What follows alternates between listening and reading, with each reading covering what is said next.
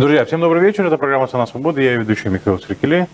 Как обычно, по вторникам и по четвергам в 18:00 мы выходим в онлайн на нашем канале в YouTube и на нашей страничке в Фейсбуке. «Цена свободы». В этой программе мы обсуждаем ту цену, которую мы все платим за свободу и с возможностью самостоятельно принимать решения, связанные с будущим нашей страны и нашим будущим как общества. Сегодня я предлагаю обсудить три темы. Первая тема, в первой части передачи мы поговорим с политическим комментатором и историком Антоном Царану о заявлении Лаврова о том, что Россия готова защищать русскоязычных и русскоязычных в том числе и в Гагаузии. Каковы причины этого всего и каковы могут быть последствия этого всего.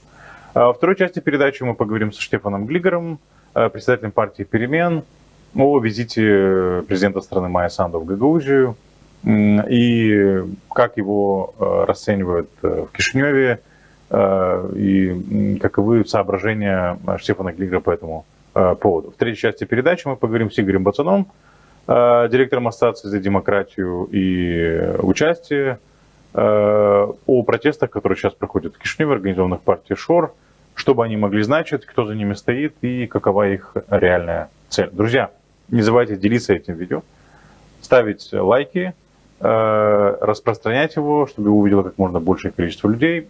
Так работают алгоритмы Фейсбука и Ютуба. Итак, я предлагаю перейти к нашей первой теме и к нашему первому гостю. Друзья, у нас на связи по скайпу или по зуму, вернее, Антон Царану, политический комментатор, историк. Господин Царану, здравствуйте, слышите ли вы студию? Добрый день. Господин Царан, я вот хотел бы с вами обсудить такой важный вопрос, реакцию российских официальных лиц, в частности, вот недавно заявление Лаврова, это даже не реакция, да, это заявление, продолжающееся, с моей точки зрения, звучит как провокация, о том, что Россия готова защищать русскоязычных в Республике Молдова, включая гагаузов. Как вы расцениваете такие заявления со стороны Лаврова? Во-первых, ничего нового Лавров не сказал. Они уже давно занимаются защитой русскоязычных и российских граждан за пределами Российской Федерации. И не один раз подобного рода защита служила предлогом для интервенции России, не обязательно военной, во внутренние дела тех стран, где проживают эти самые русскоязычные граждане. К сожалению, Российская Федерация использует этот предлог для того, чтобы проводить свою внешнюю политику такими методами. Это вызывает сожаление, но приходится констатировать эту реальность. И с ней каким-то образом нужно уживаться в том смысле, что нужно находить возможности противодействовать подобного рода политике. Что касается Республики Молдова, то давно уже Российская Федерация, различные государственные деятели Российской Федерации используют эту риторику. К сожалению, вот ее начал использовать и министр иностранных дел. Вообще для дипломатов свойственен другой подход, ну, скажем так, более интеллигентный. Но, судя по всему, пока Российская Федерация прибегает именно к таким приемам. Ну хорошо, вы говорите, нужно противодействовать. Каким образом могла бы противодействовать Республика Молдова? Какая могла быть реакция? Ну, мы видели реакцию Министерства иностранных дел, где они сказали, что они обеспокоены нарушением прав румыноговорящих на левом берегу Днестра. Вот какой могла быть и должна быть в будущем реакция Республики Молдова на такие выпады со стороны Российской Федерации? Ну, во-первых, необходим дипломатический ответ, и он, в общем-то, прозвучал. С другой стороны, не нужно поддаваться на провокации, не нужно реагировать слишком бурно для того, чтобы не провоцировать Россию и не предоставлять каких-то дополнительных возможностей для того, чтобы этот агрессивный тон, который усвоил Кремль по отношению к Республике Молдова, он получал бы какую-то определенную подпитку. С этой точки зрения, я думаю, что пока Москва остается на уровне риторики. Она как бы проверяет реакцию Республики Молдова, но, может быть, и не исключено, что Россия каким-то образом подготавливает почву для каких-то будущих военных действий. Вообще в мире экспертизы укоренилось достаточно стойкое мнение, что до тех пор, пока на украинском фронте существует определенная стабильность в том, что касается Николаевского и Одесского направлений, до тех пор Республика Молдова может чувствовать себя в относительной безопасности. Вы с этим согласны? И я разделяю эту точку зрения. Россия сегодня не может использовать, ну, скажем так, и нет резона использовать военную силу против Республики Молдова, потому что это было бы чрезвычайно дорогостоящее мероприятие. С другой стороны, Россия прекрасно понимает, что если она каким-то образом начнет здесь какие-то военные провокации в зоне Республики Молдова, ну, например, в Приднестровье, это, несомненно, побудит Украину обеспечить свою безопасность за счет определенной военной нейтрализации Приднестровья. Поэтому, Или нейтрализация военной угрозы со стороны Приднестровья, я правильно понимаю, да? Да, конечно. Об этом идет речь. И в этом смысле любая военная авантюра России в этой зоне, она, несомненно, подставит Приднестровье. Я думаю, что в Москве это прекрасно понимают, и пока будут воздерживаться от подобного рода шагов. Вот эти вот протесты в Гагаузии, где мы слышим вот это ущемление, ну, скажем так, разговоры об ущемлении русскоязычных и так далее и тому подобное, которые происходят в Республике Молдова, ну, в частности, из Гагаузии об этом идет речь. Для вас это, вам не кажется, что это такая подготовка почвы? Или для таких заявлений? Или Лаврову не нужна никакая почва, он сам в состоянии сделать заявление, когда захочет? Нет, несомненно, определенная подготовка должна существовать. Если существует какой-то план дестабилизации Республики Молдова, по всей видимости, это с большой очевидностью, Гагаузия будет иметь там свое слово сказать, или, по крайней мере, Россия будет использовать гагаузский фактор дестабилизации Республики Молдова, учитывая в том числе и соответствующие отношения, которые существуют в Гагаузии в отношении России. Я внимательно отслеживал перипетии визита президента Республики Молдова Майя Санду в Гагаузию. И знаете, что меня больше всего огорчило? Да. Гагаузов использовали в качестве пушечного мяса в игре социалистов или в противоборстве социалистов СПАС и вообще на политическом поле, так сказать, Молдовы, в тех баталиях политических, которые существуют в Молдове. Или в противоборстве Ирины Влах с ПАС, ну, как бы, или такой вариант. Это мало что меняет, по большому счету, потому что, в принципе, гагаузы стали как бы разменной монетой в определенной политической игре, и это, несомненно, наводит на достаточно грустные мысли. Жаль, конечно, что некоторые консильеры или советники Народного собрания Гагаузии поддались на эту провокацию и стали выполнять эту незавидную роль в этой политической игре. Но это случается. Но проблема, серьезнейшая проблема для молдавской политики, это, несомненно, общая ситуация и общая атмосфера, которая существует в Гагаузии. И это в первую очередь отношение большинства населения Гагаузии к России, которая является агрессором, к России, которая нарушает международное право, к России, которая с легкостью атаковала и убивает людей, которые, вернее, ввергла страну в братоубийственную войну. И то обстоятельство, что гагаузы как-то повелись на ту российскую пропаганду, которая существует, ну, в силу каких-то исторических, конечно, посылов, потому что понятно, почему гагаузы относятся, ну, скажем так, с большим уважением к России. Этому есть и историческая подоплека. Но нельзя, так сказать, историю опрокидывать в полном объеме в настоящее и будущее. Это может быть дорого стоит.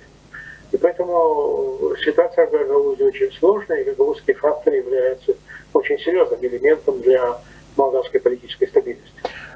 Вот в этом контексте хотелось бы развить вот эту мысль и задать вам такой вопрос.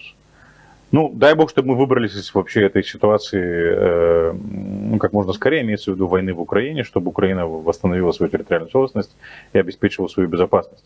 Вот это поведение Гагаузии сейчас, оно может каким-то образом сыграть или повлиять на отношение Кишинева в отношении гагаузского статуса или статуса гагаузской автономии в будущем, когда будет попытка, не попытка, а будет работа в направлении консолидации безопасности государства Республики Молдова, способности его институтов обеспечивать безопасность и так далее.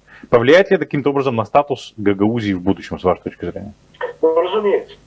Вы наверняка обратили внимание, что после этого инцидента в Камрате с визитом президента Республики Молдова в молдавском информационном поле появилось очень много призывов к тому, чтобы лишить Гагаузии ее автономии. Ну хорошо, это не новое, скажем так, вы хотите сказать, что его стало больше, или они стали более громче? Или... Они стали более интенсивными. Интенсивными. Угу. Да. И нужно понимать, что эти заявления в публичном, так сказать, в публичной циркуляции, они имеют свое влияние в том числе и на политические головы, на политические умы. Это нельзя, так сказать, сбрасывать со счетов. Следующий фактор – это, конечно, все ждут, чем закончится война на Украине. В том случае, если Украина сумеет сохранить, в том числе и свою территориальную целостность, вообще Украина выйдет из этой войны победителем, я думаю, что у Гагауза будет очень сложная ситуация. Им придется ограничить, так сказать, с Украиной, против которой они выступали в этой войне. Это ситуация, которая, так сказать, скажется в будущем. Это нельзя сбрасывать со счетов. И, несомненно, будет соответствующая помощь молдавским властям тогда, когда зайдет вопрос о том, каким образом развивать гагаузскую автономию, какие там новые полномочия нужно давать, как их нужно совершенствовать и прочее, и прочее. Несомненно, и европейское сообщество зафиксировало факт соответствующего отношения гагаузов к тому, что называется европейская интеграция Республики Молдова, в том числе и позицию Гагаузии в отношении России. Я не думаю, что Россия не то, чтобы выиграла бы эту войну, я не думаю, что Россия выйдет вообще победительницей из этой войны, в том числе в международном плане.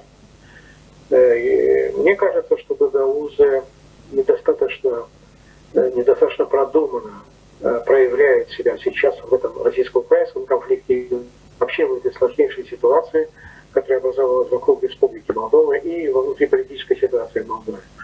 Мне кажется, что большая часть гагаузского политического класса или в силу отсутствия достаточного опыта, или в силу других причин оказывает медвежью услугу гагаузского сообщества в целом. Вот гагаузская политическая элита, она почему себя так ведет? Она просто плывет по течению общественного мнения? Она исполняет чей-то заказ? Или она решает свои какие-то политические проблемы? Потому что я с вами соглашусь в том, что да, это медвежья услуга, и Гагаузии как автономия это обойдется очень дорого, или может обойтись дорого очень в будущем.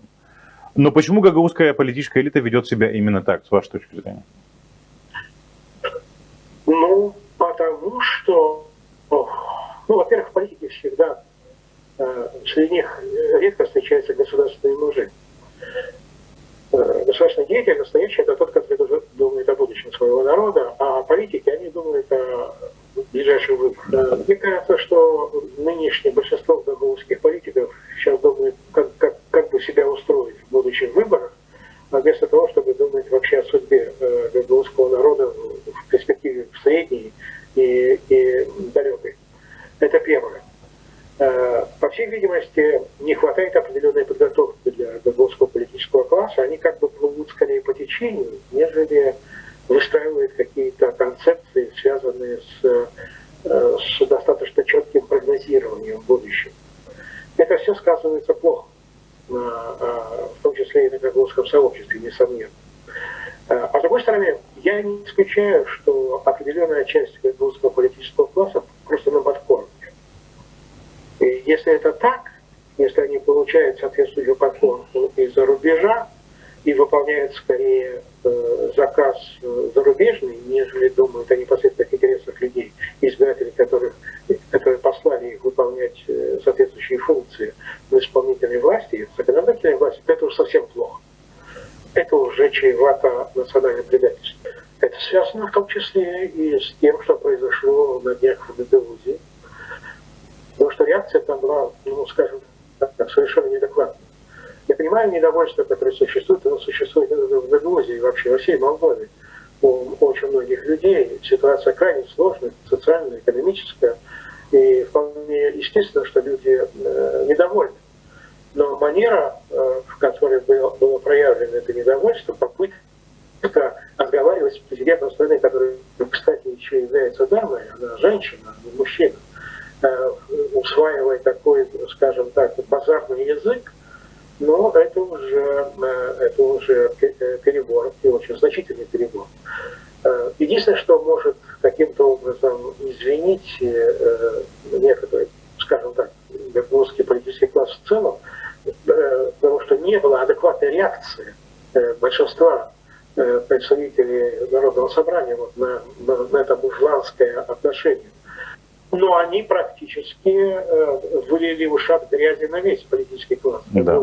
И они монополизировали дискуссию там фактически, да. Да, они говорили от имени всех гагаузов. Это очень плохо.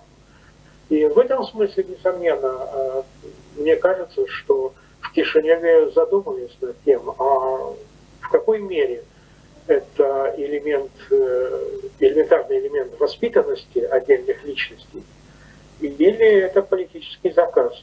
А если это политический заказ, то тогда возникает вопрос, где он был сформулирован? Только на уровне социалистической партии, потому что я так понимаю, что в основном там проявляли себя представители избранные в Народное собрание по социалистическому списку. Или это в том числе и выражение интересов определенного государства, а это уже совсем плохо. Как вы считаете, Россия дальше вот эти вот будет, скажем так, использовать возможность дестабилизации ситуации в Республике Молдова там, с целью сменить власть на более лояльное Москве правительство?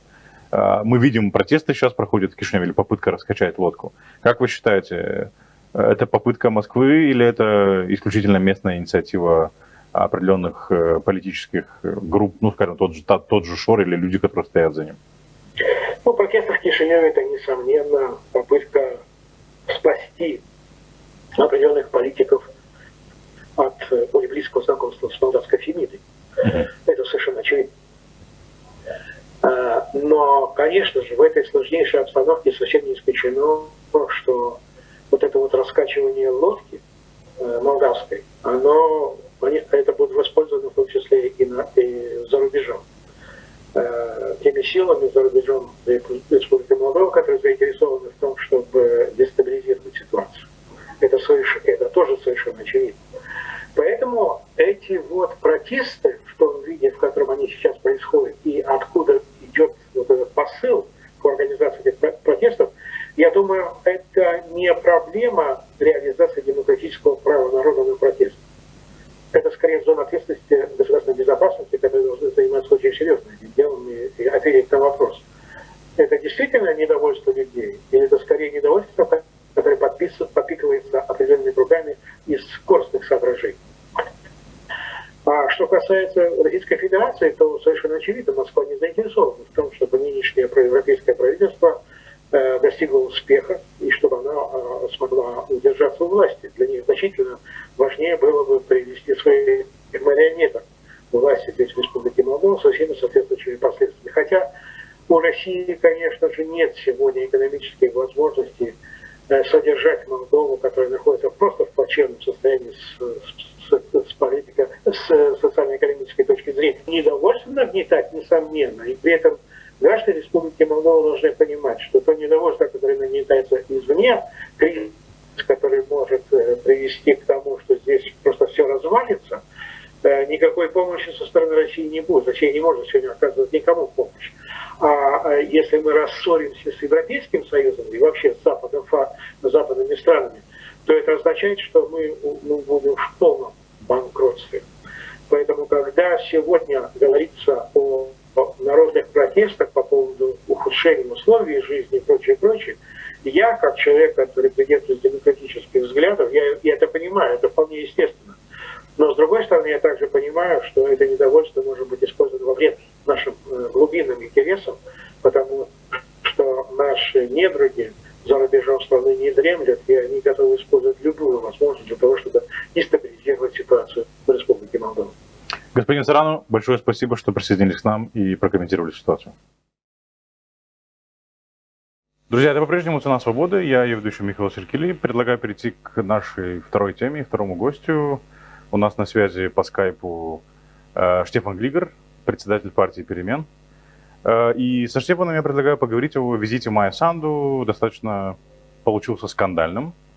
По той простой причине, что так встретили Майю Санду в Гагаузии, извините. И вот каковы причины и последствия этого вызова, и как на него реагируют в Кишиневе, я предлагаю поговорить с нашим гостем. Штефан, здравствуйте, рад вас приветствовать. Спасибо за приглашение. Спасибо вам за то, что пришли к нам, Штефан. Штефан, как вы оцениваете этот визит? Вы наверняка наблюдали, безусловно, было очень много новостей об этом визите, и прямую трансляцию, даже не трансляцию, а запись с встречи Майи Санду с депутатами Народного собрания, наверняка вы ее видели. Как вы ее оцениваете? Я тут вижу, написано Штефан Глигер, эксперт из Виитора. Я не эксперт из Виитора. Это не то, я прошу прощения, секунду, подожди. Но это не суть столь важно. Я оцениваю этот визит... Да, продолжай. Я оцениваю этот визит как необходимый, во-первых. Уже то, что произошло по факту там на месте и какой получился разговор, это второй вопрос. Но тот факт, что президент республики приехала в автономию и пытается говорить напрямую, а не через посредников, и формировать свое мнение, и отвечать на вопросы, и то, что ваши местные избранники пытаются формулировать эти вопросы, и что существует диалог, пусть и искрометный, пусть и конфликтный, с моей точки зрения, да, мы все это наблюдали, это уже плюс. То, что этот разговор получился не совсем конструктивным, это, конечно, плохо. Я, допустим, не ожидал других вопросов и другого поведения со стороны депутатов местного собрания, Народного собрания. Я скорее ожидал более спокойных ответов со стороны президента. Мне кажется, что каждый визит и каждый разговор в Гагаузии на тему событий, происходящих в регионе, он неизбежно будет сводиться к определенным конфликтным ситуациям, которые нужно уметь разрешать и модерировать. Так что, в принципе, по сути, это необходимый визит. Эти визиты должны иметь место чаще. Те невидимые барьеры, которые существуют между Кишиневым и Камратом, их нужно ломать в головах людей, их нужно стирать, и нужно учиться жить вместе в совместном обществе и вырабатывать совместные общие ценности, как государственные, так и общечеловеческие. Хорошо, искать точки соприкосновения. У вас было такое ощущение, что вот попытка запугать Майю Санду перед, не знаю, там, приездом, чтобы она не смогла приехать, чтобы она не смогла посетить Гагаузию и таким образом продемонстрировать, что, президент страны не совсем контролирует или боится ездить по стране, особенно в регионах, где ее не очень хорошо, скажем так, неплохо относятся. То, что все вот эти вот протесты до этого в Гагаузии, как вы помните, да, там оскорбления, угрозы, там, не знаю. Не было ли у вас такое ощущение, чтобы, сделать так, чтобы президент не приехала, и потом как бы это подать, как, власти Кишинева, не совсем полностью или не до конца контролируют всю территорию страны, как минимум правый берег реки Днепр? Господин Сергей, я уверен, что и в Кишиневе, и на юге, и на севере Молдовы хватает людей, которые желали бы раздора в нашей стране. которые являются иностранными агентами влияния, у которых своя повестка. Это или коррупционная, или скрытая политическая, геополитическая повестка. Тут важно, как власть реагирует на такого рода провокации. То, что они будут, и то, что они будут усиливаться, у меня в этом нет никаких сомнений. Но это уже другой разговор. А вот то, как реагирует власть на эти провокации или на это давление, это вот то, о чем нужно говорить. И со стороны власти должна быть спокойная, уверенная реакция. Президент страны является президентом всей страны, а не одной какой-либо ее части, вне зависимости от того, как проголосовали районы, регионы, автономия и так далее. И президент страны должен иметь необходимую мудрость, сдержанность для того, чтобы говорить с любыми представителями или гражданами, представителями на местах или гражданами Республики Молдова. Мне кажется, нужно, вне зависимости от того, какова повестка у провокаторов, у агентов влияния других государств Республики Молдова, нужно идти в народ, нужно ехать в регионы и нужно говорить напрямую. Потому что, к сожалению, у нынешней власти, у партии действия солидарности, у президентуры сложилось такое восприятие со стороны граждан, что вот есть некие параллельные реальности.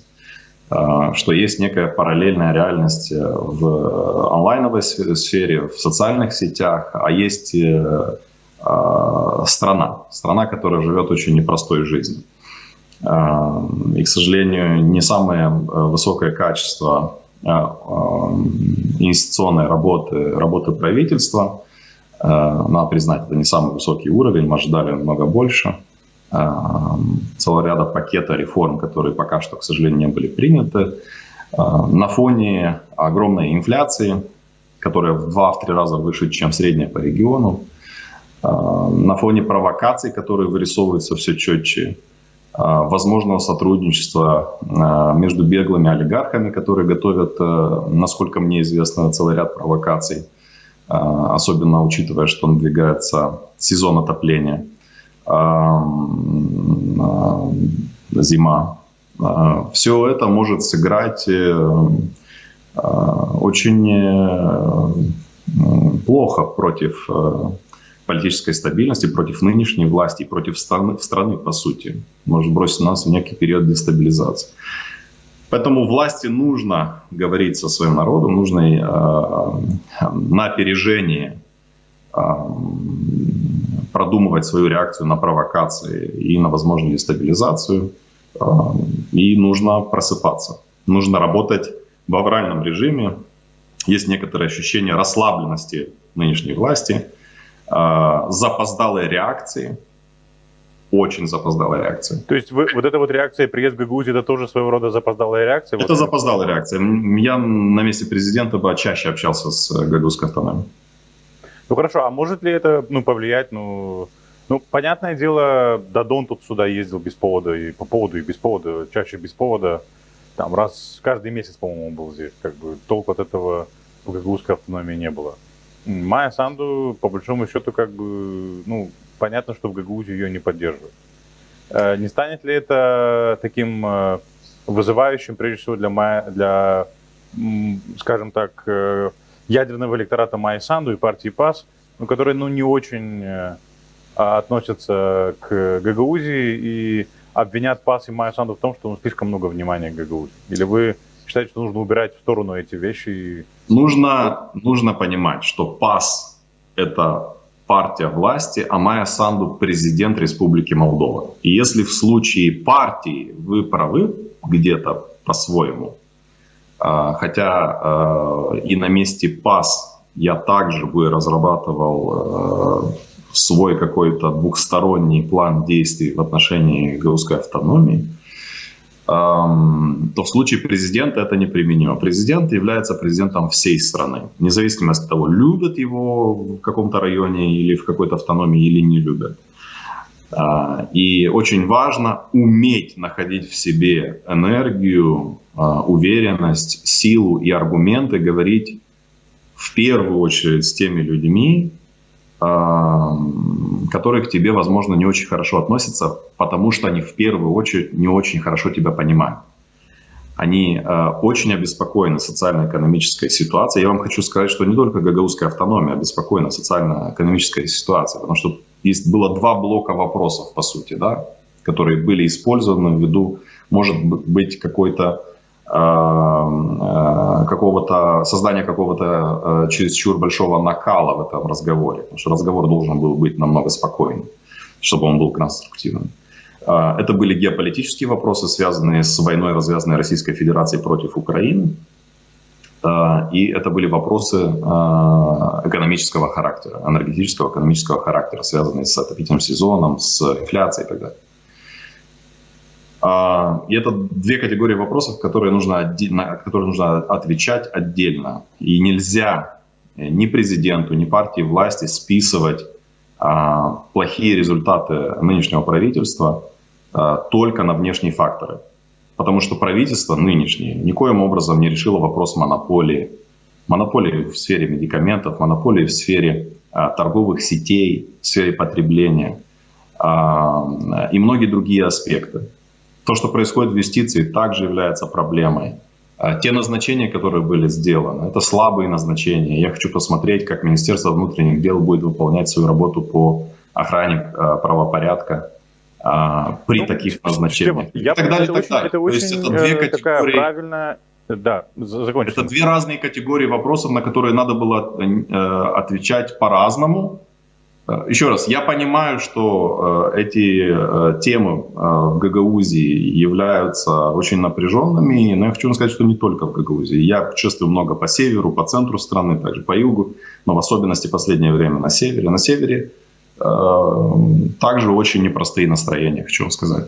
Ну, я с вами согласен в том, что, вернее, как согласен, то есть понятное дело, что правительство можно и есть за что критиковать, да, то есть и надо критиковать там за какие-то неуверенные шаги или неэффективное управление, и за то, что оно не может как бы решить те вопросы, которые оно обещало решить, те же монополии, о которых вы говорите и так далее. Но проблема, если возвращаться к Гагаузии, да, проблема в том, что здесь никто об этом не хотел говорить. И по большому счету на этой встрече мы видели упрек и критику в адрес президента за то, что она не играет по правилам Кремля, с одной стороны, и за то, что она не, скажем так, идет на поводу у всех этих провокаций, которые есть в адрес Республики Молдова. То есть за то, что она по большому счету не признает претензий Кремля на какую-то там имперскость и там право оккупировать эту территорию. Подтекст был такой. Более того, ее обвиняли в том, что она позитивно отвечает на какие-то провокации, там идет какое-то вооружение, очень много разговоров, мифов, дезинформации насчет какого-то вооружения нашей армии и так далее. Ее упрекали в этом, что мы не должны становиться частью конфликта, мы должны быть нейтральными и так далее. На что она, в принципе, довольно правильно отвечала с моей точки зрения и говорила, что, ребят, то, что мы являемся нейтральными с точки зрения Конституции, не значит, что мы должны быть с точки зрения самообороны импотентами. Да? Мы должны уметь обеспечивать государственную безопасность нашей страны. Такая маленькая, какая она есть. Мы должны в рамках наших возможностей обеспечивать нашу безопасность, не забывая о том, что Молдова прошла через войну с участием 14-й российской армии, 14-й армии Российской Федерации, у нас есть Приднестровье и так далее. Соответственно, мы должны сохранять даже наш нейтралитет, но это не значит, что у нас должна быть небоеспособная армия. Тут она все правильно делала, правильно отвечала. Вопрос в том, в какой тональности это делаем. Я хотел бы, чтобы президент была спокойнее. То есть я хотел бы, чтобы она отвечала спокойнее и увереннее на этот вопрос, чтобы она не поддавалась на те провокации, которые неизбежно, я думаю, на любой встрече. То есть вы считаете, что она была недостаточно спокойной? Или? Мне кажется, что ее задевали эти вопросы. Мне кажется, что она эмоционально вовлекалась в ответ на эти вопросы. И отсюда исчезала какая-то нота уверенности в этих ответах. Потому что когда ты эмоционально вовлечен, а я понимаю, почему она эмоционально вовлечена. Майя Санду – это человек мира. Это человек, который ценит очень высоко человеческую жизнь. А то, что делает Российская Федерация, является военным преступлением, является абсолютно наплевательским отношением к такой ценности, как человеческая жизнь. И она попыталась объяснить эти вещи там. Просто она делала это очень эмоционально. Вот она в ужасе и в страхе, как любой нормальный человек, от того, что творит российская армия в Украине.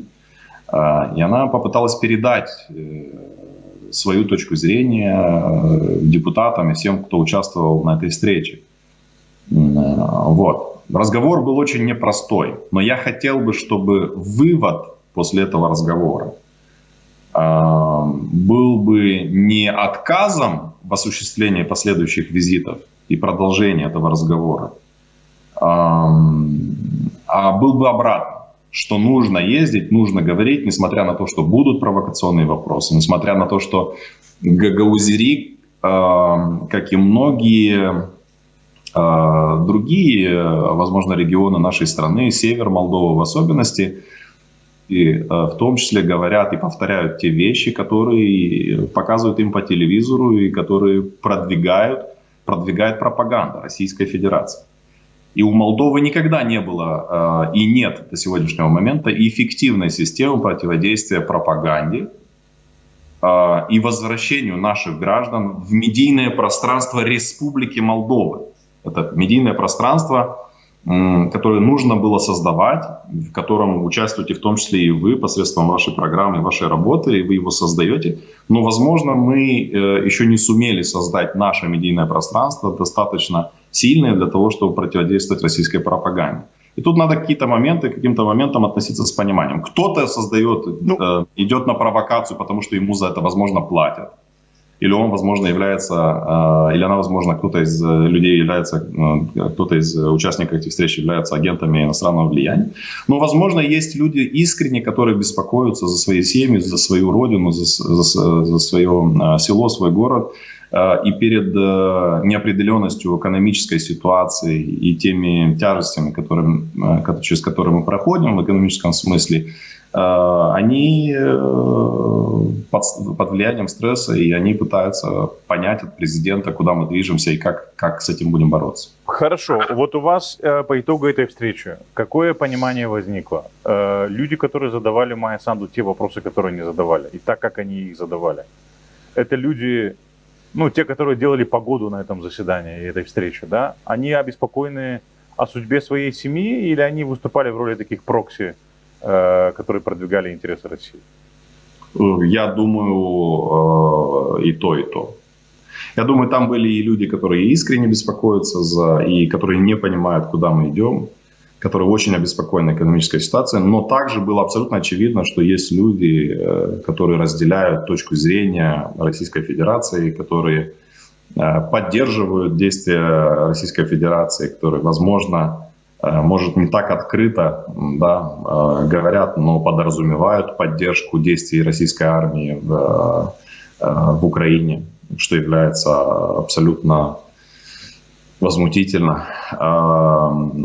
Еще раз, когда президент едет в Гагаузию, которая является 30 лет одной из сфер влияния Российской Федерации, одним из регионов на территории Республики Молдова, таким же, как и Приднестровье, как, возможно, некоторые слои населения на севере Молдовы, некоторые категории. Это люди, которые являются частью российской масс-медиа, так называемой масс-медиа, потому что в России уже масс-медиа фактически нет независимой, последнюю уничтожили после начала войны, и они являются носителями тех абсурдных, возмутительных для любого нормального человека, с точки зрения человека, разделяющего современные ценности, человеческую жизнь как ценность, они являются носителями этих антивалор, отрицательных ценностей.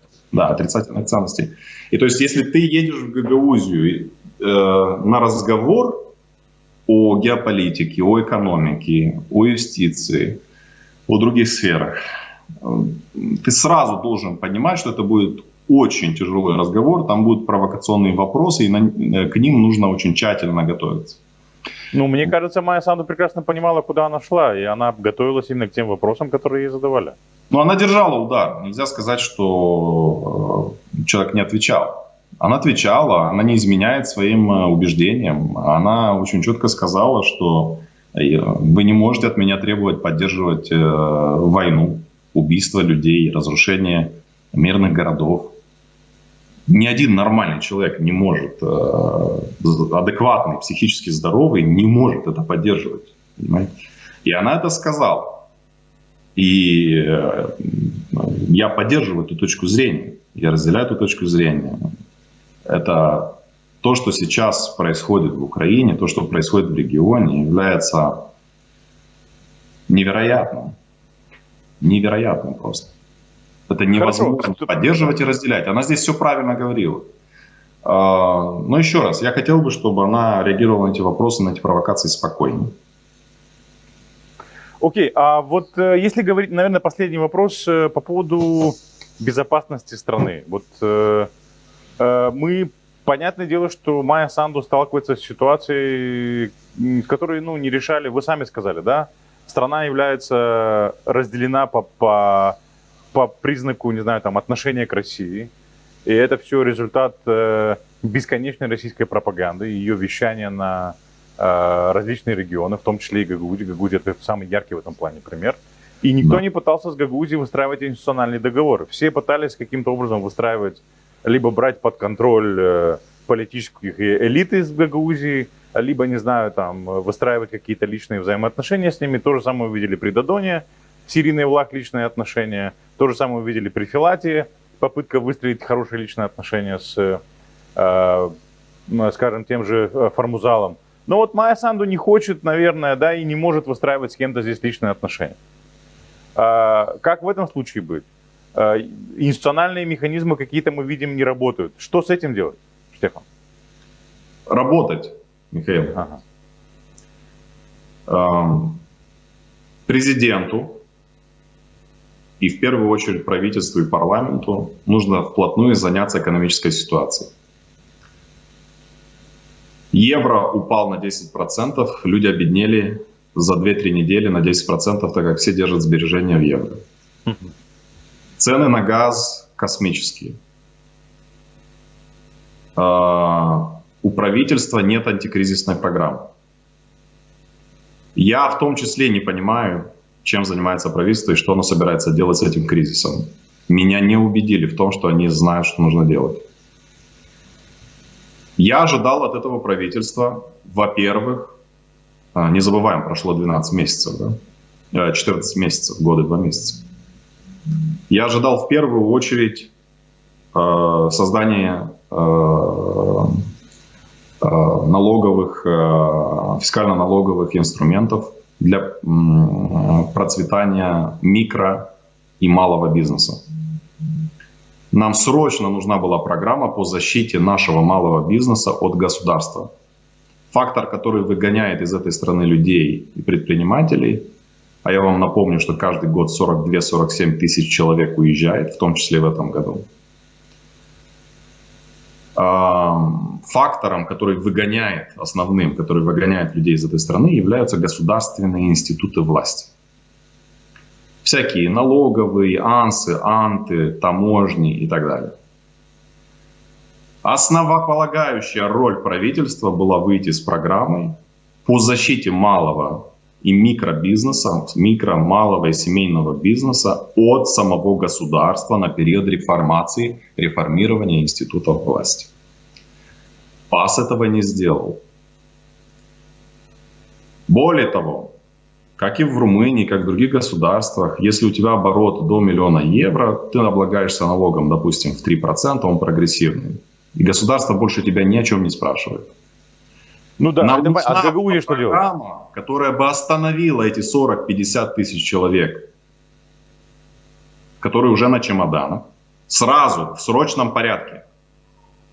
И нам нужна была программа позитивной налоговой дискриминации в отношении нашей диаспоры, которая убедила бы людей частично возвращаться. И они обещали это сделать И кроме того, что они приняли закон, что если ты 3 года не меньше жил в диаспоре, ты имеешь право растаможить одну машину и приехать домой, они больше ничего не приняли.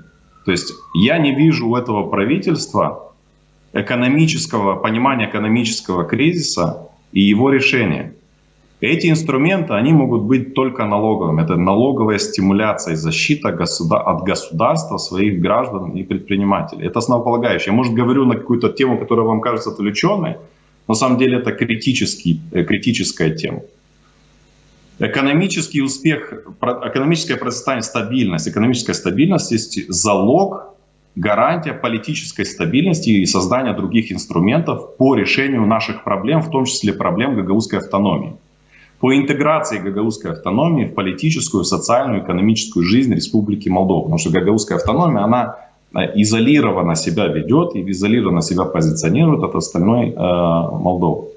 И для того, чтобы осуществлять эти программы, чтобы государство разрабатывало эти программы и так далее, во-первых, нужна экономическая стабильность, которая даст социально-политическую стабильность, и которая уже сегодня идут разговоры о том, что на эту осень, крайний срок на весну, возможно, будет готовиться государственный переворот уже в процессе, насколько мне известно, подготовка массовых протестов, организация провокаторов, ввиду свержения этой власти. Ну, мы уже видим эти протесты. Учитывая сложность, комплексность этой ситуации, да, провокаций в Гагаузии, в рамках других визитов в адрес президента будет больше. И к ним нужно готовиться, и на них нужно грамотно отвечать. Штефан, я благодарю вас за участие в этом эфире. Всегда пожалуйста. Ждем вас еще. Хорошего дня. Итак, друзья, мы готовы перейти к нашей третьей теме. У нас на связи по скайпу третий гость. Игорь Бацан, исполнительный директор Ассоциации за демократию и участие. И, Игорь, здравствуйте. Слышите ли вы студию? Рад вас приветствовать, Игорь. Игорь, вот такой вопрос. Смотрю, в Кишиневе есть попытка, ну, не знаю, там, раскачать протесты. Мы видим попытки партии ШОР каким-то образом организовать эти протесты. С вашей точки зрения, насколько эти протесты могут набрать обороты, насколько они могут повлиять на политическую ситуацию в стране? Михаил, всем очевидно, что ситуация сложная. И эта сложность связана с тем, что у нас дикая инфляция, и мы не знаем, как перезимуем, потому что цены на энергоносители просто бешеные. Проблема в другом. Какие есть решения этих проблем? Потому что мы понимаем, что проблемы, которые появились, они связаны с тем, что вот рядом с нами разворачивается безумная война. Из-за этой войны мы имеем эффекты, с которыми сталкиваемся. Это не надо сбрасывать с счетов. Что касается протестов партии ШОРа, ну так естественно, партия ШОР пытается, в общем-то, как-то повлиять на общественное мнение в связи с тем, что один из лидеров этой партии находится под следствием. Вот. Но, насколько я понимаю, особых желающих примкнуть к партии ШОРа пока что не видно. За исключением партии коммунистов, но мы видели на прошлой неделе, как лидеры партии коммунистов отозвались о протестах. Они сказали, что да, мы понимаем, что ситуация сложная, но пока нет никаких предпосылок для того, чтобы, в общем-то, требовать отставки нынешнего правительства. Вот такая вот ситуация. Ну хорошо, а это... Опять же, да, я, может быть, повторюсь, но хотел бы, вот, ну, чтобы вы уточнили для наших, тех, кто нас смотрит. Эти протесты, это ответ на арест двух лидеров, вернее, одного лидера партии ШОР Марины Таубер, который сейчас сидит, насколько я, если я не ошибаюсь, в 13-м пенитенциаре. На Илона Шора возбуждено уголовное дело. Или это все-таки попытка, не знаю, там... сменить правительство, или и то, и другое вместе взятое? Да, это все вместе взятое. Михаил, мы должны понимать, что перед нами очень интересный феномен. Что такое партия Шор? Кажется, мы с вами обсуждали. Да, конечно, безусловно. Это совсем не партия, это какая-то секта именем Илана Шора. И если обращаться к фактам, то мы должны обращаться к этим фактам, и мы должны напомнить и гражданам Республики Молдова, и сторонникам партии Шора. Кто такой господин Шор? Это главное действующее лицо в краже миллиарда. И это беглец, политик, который является беглецом. И удрал он вместе с Плохотнюком в один день, когда еще не было известно, кто придет к власти в Республике Молдова. Может быть, политические силы, лидеры которых участвовали в свадьбе господина Шора, и господин Воронин, и господин Дадон могли прийти к власти, они были, Дадон, по крайней мере, был у власти, то есть не было никаких мотивов для господина Шора удрать из страны, когда не было известно, кто придет к власти. Тем не менее, он удрал из страны. Это раз. Давайте о фактах. Да? Второй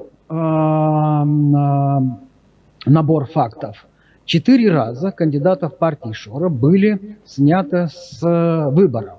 Это госпожа Попенко, это госпожа Апостола, это господин Болицкий и это госпожа Таубер. Это факты, которые, в общем-то, должны как-то отрезвить и сторонников партии Шора, и дать понять всем гражданам Республики Молдова, что с этой партией все-таки необходимо как-то разобраться законными способами. Да? Это партия, у которой нет идеологии и которая набрала вес благодаря социальным магазинам. Вы знаете, и граждане знают, из каких источников финансируются эти самые социальные магазины, и почему те, которые пользуются этими социальными магазинами, имеют специальные карты с надписью «Партия Шор». И партия Шор использовала все эти социальные магазины, они пропагандировали сеть, говорили, что у них эта сеть набирает уже больше 200 вот этих магазинов, и подписано к этим магазинам почти 200 тысяч граждан Республики Молдова. Это что, политическая деятельность или это коммерческая деятельность? И вписывается ли такая деятельность в, скажем так, облик политической партии? Едем дальше по фактам. Подлог документов. Госпожа Таубер была задержана и арестована за подлог документов. Вот здесь я не знаю, потому что мы пока не видели этих документов, идет следствие, и я полагаю, что преждевременно, чтобы кто-либо до того, как компетентные органы раскроют все детали, выступать за или против. Но предыдущие вещи, о которых я говорил, указывают на то, что, вообще говоря, есть резон в том, что прокуратура начала заниматься этой партией. Едем дальше, по фактам, если интересно, конечно. Нет, факты очень интересные, Игорь. Просто знаете, что меня интересует? Я уверен, что многих тех, кто нас смотрит, тоже интересует. С одной стороны, то, что вы говорите, это очень правильно, и, знаете, факты вещь упрямая. Как ни крути, партия Шор, рыльца в пушку, очень много вопросов по вопросу кражи миллиарда и вообще по поводу того, как финансируется эта партия. Есть вопросы к тому, что у этой партии там связи с преступными олигархическими группировками. Вот именно, да, это был следующий факт. То есть, по большому счету, эту деятельность, которую она ведет, это не деятельность политической партии. Вы сказали секта, но я бы сказал, это где-то, не знаю, там, очень похоже на организованную преступную группу, хотя я не человек, который должен давать какие-то квалификативы, но очень похоже, да, на это. Но, с другой стороны, есть недовольство граждан, и граждане недовольны тем, что растут цены, как вы сказали, растут энергоресурсы. Энергоресурсы могут залететь, не знаю, там, кубометр газа до 30 лей с тем, что происходит на международном рынке газа. Возникает вопрос, сможет ли эта партия, то есть понятное дело, мы не знаем, ПАС справляется, не справляется, есть очень большая критика к правительству ПАС по поводу того, как они управляют ситуацией в стране. Но, с другой стороны, когда ты видишь, что протесты раскачивают, и вроде как бы альтернативой к тому, что делает ПАС, является то, что является партия ШОР, то это вызывает определенную тревогу. Окей, людям может не нравиться, что делает ПАС, и они могут выйти на протесты для того, чтобы, не знаю, там, организовать переворот или сместить ПАС. Но если ты видишь, что придет вместо них, как бы, ну, честно говоря, немножко перспектива не очень радует. Михаил, давайте будем исходить из того, что хотя опрос общественного мнения показывает, что у партии ШОР есть определенная поддержка, Да. надо все-таки признать, что эта поддержка недостаточна для того, чтобы партия ШОР прямо претендовала на власть. Есть другая партия, которая претендует на власть, это партия социалистов. Да. И эта партия социалистов, мы все помним, тоже участвовала в протестах до летних каникул. Да? И уходя на каникулы, что нам сказала партия социалистов, которая тоже протестует и которая хочет перемен? Она сказала: подождите, придет осень, мы попытаемся написать внятную программу действий, и потом мы поделимся с вами вот этой самой программой действий. Вот я, как гражданин Республики Молдова, нахожусь в ожидании, когда партия социалистов выступит и скажет, вот что конкретно надо делать. Потому что все остальные приемы и предложения партии коммунистов и социалистов, они сводятся к чисто монетарным вещам. Да? Там уменьшить ТВА, то есть налог на добавленную стоимость, еще какие-то такие приемы, и это все. Все мы понимаем, что прессинг на партию власти состоит в том, чтобы лидер этой партии или президент поехал в Москву и попытался, в общем-то, договор с «Газпромом» как-то переиначить там что-то. Но сегодня, если я не ошибаюсь, господин Рябков, вице-министр иностранных дел России, сказал, что нет, с газом это чисто коммерческая проблема. Здесь политических никаких, в общем-то, влияний не должно быть. Это как бы нам априори говорят, что договариваться по газу, включая там какие-то политические моменты, это для Москвы неприемлемо. Вот есть «Газпром», хозяйствующие субъекты, пусть они и договариваются. Вот и все. Хорошо, вот возвращаясь к тому, что вы сказали, что есть партия ШОР. Есть партия ШОР, которая по опросам, ну, вряд ли ее можно назвать партией, которая может занять, ну, или претендовать на власть в этой стране. С другой стороны, есть партия социалистов, которая может претендовать на власть в этой стране, но мы видели, как они сотрудничают в парламенте, сотрудничали, вернее, партия социалистов и ШОР до того, как парламент ушел в отставку. Можно ли предположить, что партия ШОР или партия социалистов в данном случае использует партию ШОР как ледокол для того, чтобы проложить путь к себе, там, не знаю, там, к возможной отставке или, не знаю, там, смене политической ситуации в стране? Для того, чтобы открыть себе дорогу не на следующих парламентских выборах через 2 года, а, допустим, вот уже в ближайшей перспективе. Михаил, вся эта перспектива вилами на воде написана. Потому что я же говорил, что отношение партии коммунистов, лидеров этой партии, они говорят, ну да, мы недовольны, мы протестуем, но учитывая, что у партии власти есть парламентское большинство и истек только 1 год, то есть четверть мандата, то нет предпосылок для того, чтобы требовать, чтобы эта партия ушла в отставку. То есть это правящая партия. Да, они могут там производить какие-то замены в правительстве или само правительство поменять на другое, более компетентное и так далее и тому подобное. Но это совсем не открывает перспектив для партии ШОРа или партии социалистов. А о перспективах мы сможем говорить лишь после того, как ситуация прояснится в регионе. Ситуация, связанная с войной в Украине, и как впоследствии вся вот эта региональная экономическая политика начнет релаксировать к норме, какими темпами и так далее и тому подобное. То, чего добивается партия Шора, это, насколько я понимаю, бунта, но бунт, он бесперспективен, потому что после бунта, мы можем получить только закручивание гаек, потому что власть никто не отдаст просто так. А перспектив для, скажем так, для, как вы выразились, организованных протестов мы тоже не видим, потому что организованные протесты, это бы выглядело более-менее приемлемо, но для того, чтобы мы имели организованные протесты, нужны лидеры. А кто лидер? Шор. Шор в бегах – это не лидер. Это человек, которого прокуратура обвиняет в том, что он украл миллиард. И что можно ожидать от такого лидера? Госпожа Таубер...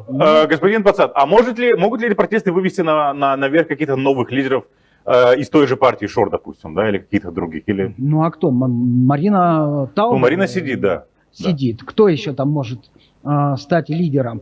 И какие есть предпосылки для того, чтобы общественное мнение в Республике Молдова признало национальным лидером кого-то из партии Шор. Ну да, я вижу картинку, да, это бывшие члены Христианско-демократической партии Республики Молдова. И здесь интересно, что эти люди выступали за, скажем так, сближение с Румынией, а партия, в которой они сейчас состоят, когда она возглавлялась господином Клименком, выступала за вхождение Республики Молдова в состав России. Вот такие интересные вещи. Вы же понимаете, такие метаморфозы, да, в молдавской политике, да? А что кроется за вот этими метаморфозами? Можете угадать? Ну, мы можем попытаться. Наверное, ну хорошо, давайте попытаемся угадать. Скроется ли за этими метаморфозами какая-то, не знаю, там, некий симбиоз и сотрудничество бывших олигархических групп, не бывших, а тех, кто управлял страной до прихода партии ПАС? Михаил, я отвечу, да все что угодно. Все что угодно. Ага. За исключением, скажем так, ясных и понятных целей на благо общественного интереса. Да, понятно. Вот откуда лидер? Давайте перейдем к партии социалистов. Там кто лидер? Ну, там лидер сейчас тоже под домашним арестом. Надо разобраться, что вот это с Кульком, что с финансированием партии со стороны Газпрома и так далее и тому подобное. Это хорошо. Тоже интересно. Да, раз уж мы пошли чисто телеграфически, я прошу прощения, да, времени не так много, а вы открыли очень интересную, скажем так, тему. Партия Иона Чебана, примара муниципа Кишинев. Сейчас Формузал объявил о своей партии. Ну, вот Михаил, в Гагаузии растут партии. Вот эти могут каким-то образом, не знаю. Ну, давайте посмотрим. В Гагаузии, насколько я знаю, 3 заявки, да, на политические проекты. Это господин Петров, это господин Яниоглу, это господин Формузал. Но у Формузала был вес, я не знаю, если он может этот вес набрать для того, чтобы влиять на национальную политику. Посмотрим, это интересно. Другие заявки, это заявка господина Иона Чебана, весомая заявка, это надо признать. И сегодняшняя заявка мэра города Львова, господина Бажуряна. Да? Других заявок мы не видим. Но это толковые, надо признать, толковые примары. И господин Бажурян, и господин Ион Чебан. Но Чебан и Бажурян, они, насколько я понимаю, все-таки ориентированы на европейскую интеграцию. По крайней мере, они так говорят. Поэтому еще надо посмотреть, как они смогут обосновать свои претензии на то, чтобы, если они возглавят общественные протесты, на то, чтобы как-то сменить нынешнюю партию власти. То есть множество вопросов. И самое интересное, Михаил, помните вот эту знаменитую песню Владимира Высоцкого? Настоящих буйных мало. Без лидеров национального уровня, которые готовы идти на риск, которые готовы страдать за правду, никакие общественные протесты не могут привести к успеху. Если бунт кровавый и бессмысленный, то это дорога в никуда. Потому что, А хорошо, каковы перспективы бунта кровавого и беспощадного в Республике Молдова? ну, провокации. И в результате провокации бунт, который будет подавлен Силовым путем? силовым. А что в этой ситуации делать? Есть другие решения против бунта. Мы же все вот это читали Александра Сергеевича Пушкина. Вот. Хорошо, а вы когда говорите, что закручивание гаек после бунта, этот бунт, который хочет спровоцировать партия ШОР, он приведет к затягиванию гаек. Затягиванию гаек, закручиванию гаек со стороны ПАС, правительства ПАС? Ну, до следующих выборов, потому что это явно не та партия, которая может установить в Республике Молдова, скажем так, какой-то авторитарный режим. Это будет тоже промежуточное решение. Но решение, бунт надо как-то усмирять, потому что по-другому будут страдать граждане. Поэтому я говорю это, потому что у нас альтернативы нет. Давайте еще раз я повторюсь, извините, что буду это делать.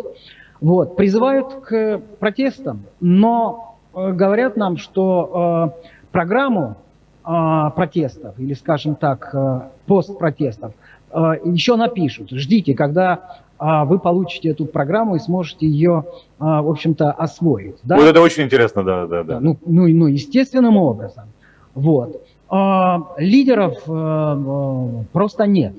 Ну, нет лидеров национального уровня или людей смелых и буйных, которые могли бы взять на себя вот роль лидеров протестов и еще иметь возможность, не только возможность, но и capacity, то есть способность объединять лидеров. Ну, мы же все видим, с декабря прошлого года партия ШОР, потом партия Додона, еще какие-то партии призывали, давайте объединим силы. Ну, ради бога, объединяйте силы, кто вам мешает?